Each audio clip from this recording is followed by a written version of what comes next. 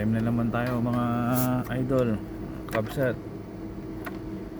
Feeding time sa mga alagang isda. Meron pa tayo dito sa baba. Mga fry naman to. Gold dust molly.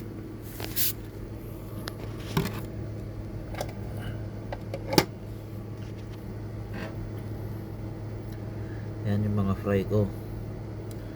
Malalaki na sila. Mga nasa isang buwan na rin.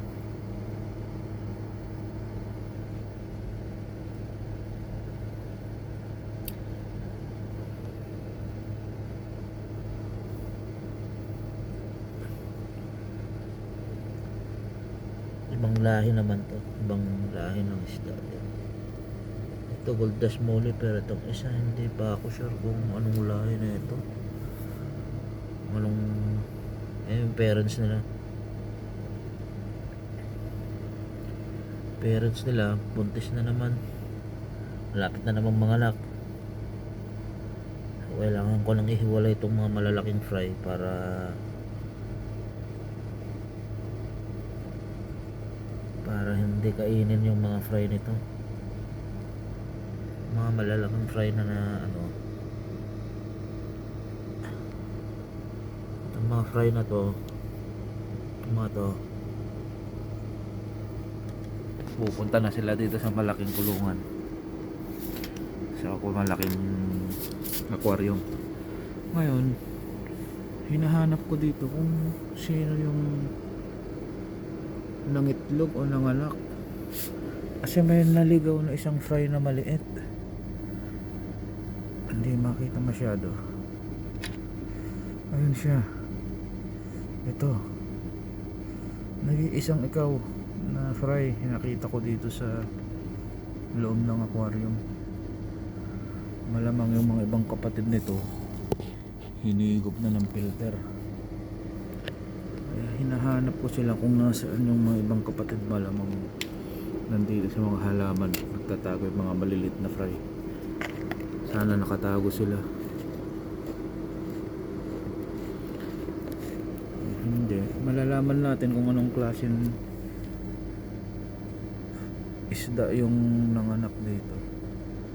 Malit pa lang siya eh. Hindi siya makikita masyado. Yan siya. Yan. So pag mga fry naman, papakain mo dyan yung dilaw ng itlog, pero kailangan konti lang ang ipakain mo, dahil pag hindi niya naubos maglulumot-lumot ng loob ng aquarium. So alin man dito yung nanganak, yun, malamang glowfish o kaya tetra. Kaya naman yung molly na bagong bili ko.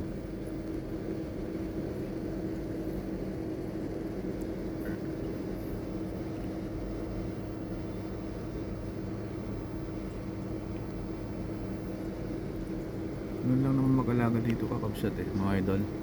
Madaling mag-alaga, kaso nga lang kailangan mong pagtuunan talaga ng pansin.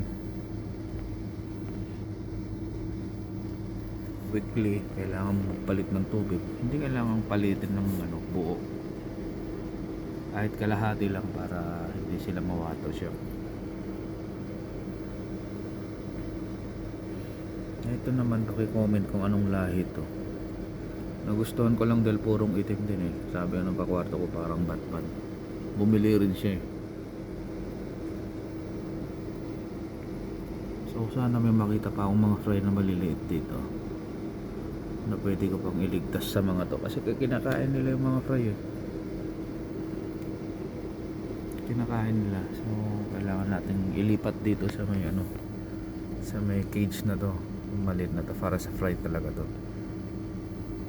May breeding akong mga dito. Trinatry kong mag-breed ng tetra tsaka gapi. Ewan ko lang makiklik. May gapi akong dilaw na lalaki. Asan ba yung pula? May pula rin akong gapi dito.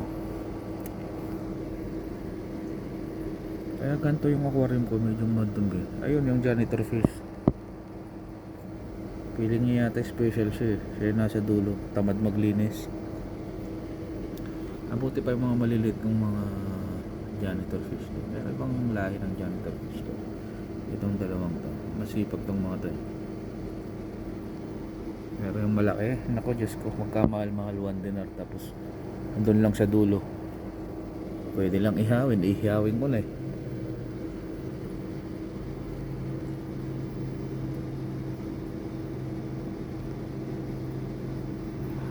Update lang tayo mga kabs at mga idol kung ano man, sino man yung mga nanganak dito. May nanganak talaga siya eh, may fry siya eh. Nagulat ako yung fry, grabe. Ayan siya oh, yung may dalawang itim na mata. Fry po yan. Hindi ko lang malaman kung anong klaseng isda siya. Kasi hindi rin ako sure kung ano sila eh. Ayan na, mayroon siya na makita ko. Ayan, pinagtabi-tabi ko tong mga to halaman para dyan magtago yung mga fry. Kasi maraming mga ano mga to, tirador din tong mga to eh.